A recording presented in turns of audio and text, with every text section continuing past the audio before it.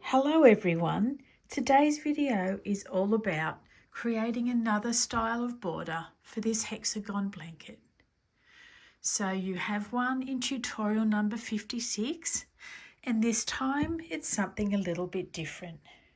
So you'll have a few borders to choose from.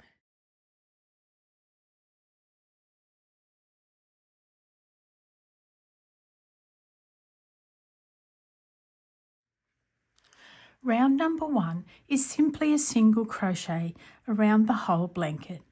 So with your yarn end in your right hand, make a loop around 2 fingers on your left, pull up that yarn and you have a movable slip knot on your hook. I'm going to start in the very corner on the top right hand side of my blanket. Popping your hook in, pull up a loop, yarn over, pull through 2. Chain 1, and now I'm going to do another single crochet in that space.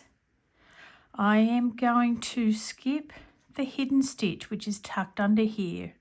It's part of the first double crochet. I'm going to go straight into the second double crochet below and then keep on with that until we reach the valley of our hexagons. At the valley we need to do 2 single crochet together to keep the work in like this instead of becoming flattened out if you were to do stitches all along. So we're going to pop your hook in, that is in the corner space of this half hexie, pull up a loop and leave that loop on your hook. Jump over the join and pop your hook into the first double crochet on the other side and leave that stitch, yarn over and then pull through all 3. Now we're going to go straight into single crochet into the next double crochet below and work our way up the hill. Now at the peak corner of this hexagon, I'm going to do 3 single crochets into that corner space. I'm going to skip the hidden stitch because that helps a little bit with keeping the work in. If I continue to do all the hidden stitches, it just gives the work an opportunity to expand out. And we're trying to avoid that. So single crochets down the hill. And we'll do 2 single crochet together in the valley. I'm going to pop my hook in to the second double crochet here, pull up a loop and leave the loop on my hook. I'm going to skip the join and work into the top of the first double crochet on the other side, popping your hook in and pull up a loop. Yarn over, pull through all 3 loops, and now single crochet back up the hill. At the top peak, we're going to do 3 single crochets. We're going to skip the hidden stitch and work into the top of the second double crochet that takes you back down to the valley. Now work your way up and down the hexagons until you get to the corner on the very left hand side. Then we are going to do a single crochet, chain 1. You can do a chain 2 if you need to, depending on your tension, and then another single crochet. I am actually going to work into the hidden stitch going down this side. It's open and ready for me to go into. So in the top right hand side of the first double crochet, we pop a single crochet into that hidden stitch.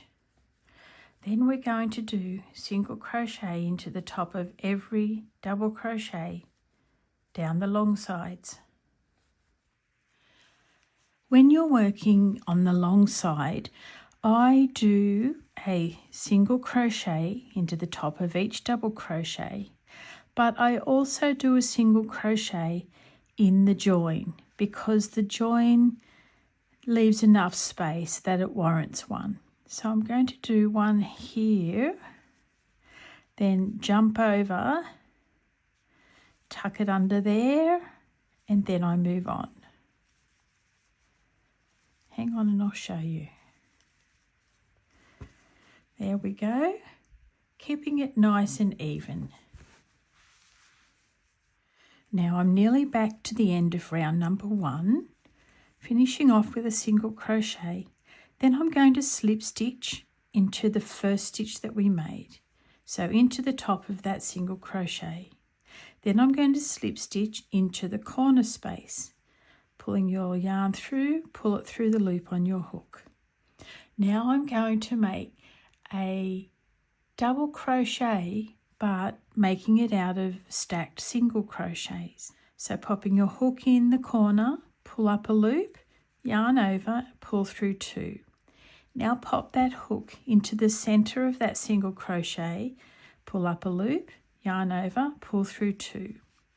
So the stacked single crochets is considered a double crochet in this instance. I'm going to chain 1 and now do a normal double crochet.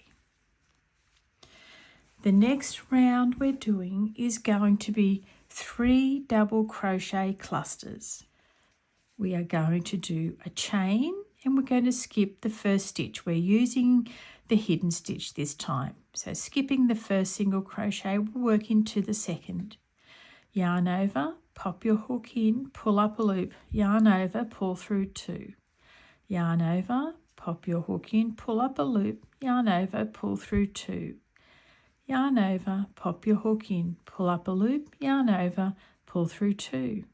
Now we'll yarn over and pull through all the loops on the hook and a chain 1. Skipping the next single crochet, working into the one after that with another cluster.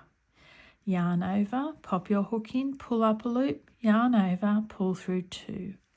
Yarn over, pop your hook in, pull up a loop, yarn over, pull through 2.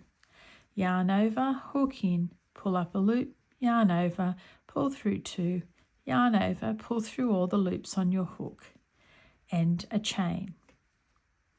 Now we're going to work our way down the slope, doing 3 double crochet clusters, chain 1, and I'll meet you here at the valley. Now I've chained 1, we're going to skip the next stitch. We're going to use the one after that to create that 2 double crochet together. We're just going to use some of the clusters to do it. So yarn over, popping your hook in, pull up a loop, yarn over, pull through 2. Yarn over, hook in, pull up a loop, yarn over, pull through 2. That's it for this right hand side. We're going to skip the next stitch in the middle and work into the next one on the left hand side with a yarn over, pop your hook in, pull up a loop, yarn over, pull through 2, yarn over, hook in, pull up a loop, yarn over, pull through 2. Now we're going to yarn over and go through all of those loops on your hook and chain 1. As you can see, we've crossed the little valley using 2 double crochet clusters. Using 3 would just be too much. Now we're going to chain 1 and skip the next stitch, working into the one after that with a 3 double crochet cluster. Yarn over, pull through all the loops, chain 1. Next cluster, chain 1, skip 1, and next cluster. Pull through all the loops, chain 1. Now we're going to go into the single crochet number 2. We did 3 single crochets in this peak corner, so finding that center single crochet, and we're going to modify this cluster a little bit.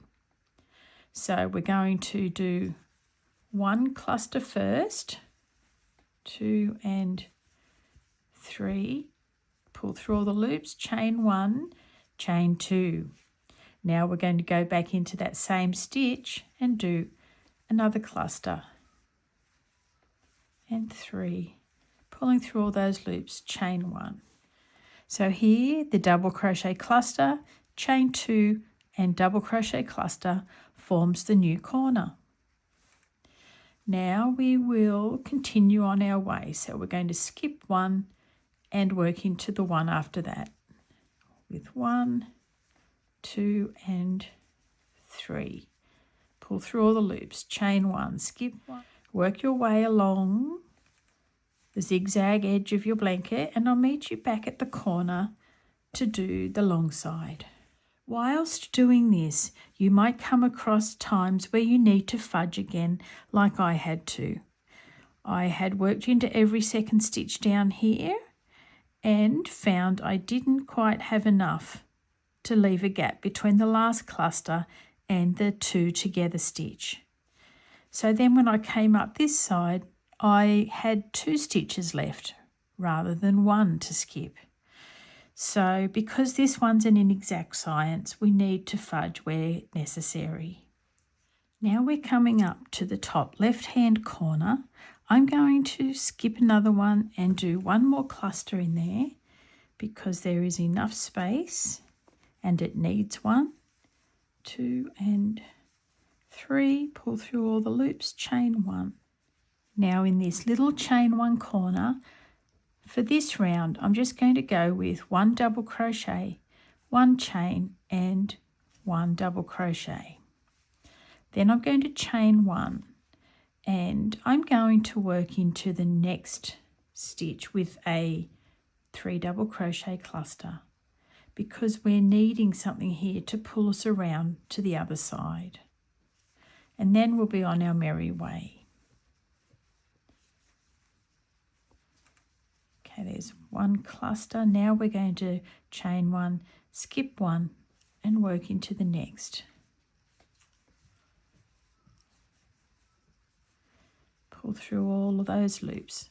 All right, that sits much better having done the first cluster right next to the corner double crochet. All right, work your way along this long side and I'll meet you back up at the end of the round. Now we're at the end of round number 2. I better do that chain. We're going to slip stitch into the corner. So popping your hook in the top loop of the first double crochet that you made, pull your yarn through and pull it through the loop on your hook. Now do the same into the chain 1 space. Pull your yarn through, pull it through the loop on your hook. Now I am going to do single crochet, chain 1, single crochet. But there's a few different variations you could do. It's completely your choice. You could do half double crochets or double crochets for the next round. So I'm popping my hook in, pulling up a loop, yarn over, pull through both loops on your hook, chain 1 and another single crochet. Now there's a few variations that you can do. You can either work into the hidden stitch and then the chain 1 space, then the stitch to the top right of the cluster and then the chain 1 space, the stitch near the cluster and the chain 1 space. Or you can do 2 stitches in between each cluster. That is completely up to you. Then the next option that you have is to do your stitch in the chain 1 space and then do a back post around the cluster. So popping your hook down around the back of your cluster, pulling up a loop, pull it around, yarn over and pull through both loops on your hook. Then you would do a stitch and then you would do a back post stitch in either of the half double crochets, double crochet or this single crochet. It works out the same. I'm just going to use the plain version with single crochets. So doing a single crochet in the corner, chain 1 and single crochet. Now single crochet into the hidden stitch, single crochet under the chain 1 space and single crochet into the top of the cluster.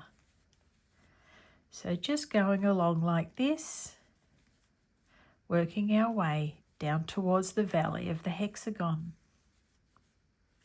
When we get down there, we'll do some stitches together again. So I've done my single crochet under the chain one space. Now I'm going to pull a loop through the space above the cluster and then work into that same space above the next cluster, pulling a loop through, yarning over and pull through all 3 loops on your hook. And there we have 2 single crochets together. That's great. Yep, happy with that.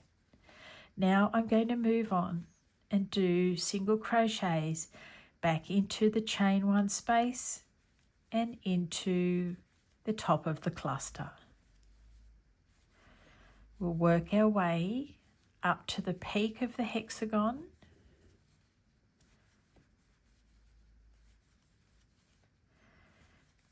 and do 3 stitches in that corner. Again, whether they be single crochet, half double or double, it will all work out just fine. All right, so we're going to go along, continue doing this. Then when we get to this corner, I'm going to do single crochet, chain one, single crochet, and then work down the long side. So I'll see you back here at the end of row number 3. This one shows you where you have a picot in the peak of the hexagon and the trough, and 2 in between on each side. And then over here we have the peak and the trough and 1 in between on each side. So whichever option you choose, you would just need to do the same distance as you're working up the long side of your blanket. I've done single crochets all up my long side. Now I'm going to slip stitch over to the corner.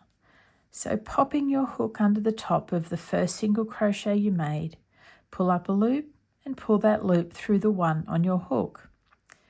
Popping your hook into the chain 1 or 2 corner space, making a single crochet. Now we're going to do the first picot of the next round. So we're going to chain 3, 2 and 3. Instead of going back into the first chain of the picot, I take my hook down through the 2 front loops of the stitch below. I find the picot just sits better doing it that way. So I yarn over and pull through, then I pull through the loop on my hook, and there we have our picot. I'm going to now do another single crochet. Now I have chosen to do option number 2, which has less picots than more. Turning my work around a little bit, I'm skipping the hidden stitch there, working straight into the next. So I'm just going to do the best I can to find the center of this row. So that's 1, 2, 3, 4, 5, 6, I think 7 or 8 might pull it up. 7, I'm going to do a picot here. So chaining 1, 2 and 3. Now popping my hook underneath the 2 front stitches of the single crochet below, pulling up a loop. Now pull that loop through the one on my hook. Continue on with single crochets, and I'm going to do a picot in the valley of these hexagons. Okay, we'll do 3 chain, take my hook under the 2 front stitches of the single crochet and pull through the loop on my hook. So there we have the beginning picot round. I'm going to work up here and do my picot in the center of this row. 1, 2, 3, 4, 5. I'm feeling like the next one will be just fine. Maybe in the 6th. Chaining 3. Hook through the front stitches of the single crochet. Pull that loop through the one on my hook. Continue on up to the top with single crochets. And now we need to go into the center of the 3 single crochets we did in the top peak. Chaining 3, popping my hook under those 2 stitches, pull the loop through the one on my hook. And now continuing on my merry way. All right, and that's what it looks like. I'm happy with that. I really am. We're going to have to fudge a little as we go, especially when we're doing it on the sides. As you're nearing the end of the long rows, take a look and span your picots out nice and evenly. Righto, I'll leave you here to do round 4 and I'll meet you back at the end. I have finished the last round, which is round number 4. I have 1 space left to go, but I'm not going to single crochet in there. I'm going to snip my yarn off and I am going to darn an invisible finish over that last stitch. So I don't go under that last stitch. I go into the one after that, so that the little stitch I create looks like the last single crochet. And there you have a beautifully invisible finish. So I'll turn my work over and just weave my yarn ends in, and then we'll be done. I'm really happy with this border, and if you haven't seen my other hexagon video, it was the previous tutorial number 56, where I do another border as well, something totally different to this one. So you have a few things to choose from. And that also wraps up my hexagon series for now, until I get into making more hexagons again one day.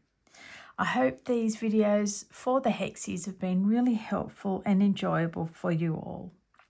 I'm going to go and I'll see you all again really, really soon. Bye for now.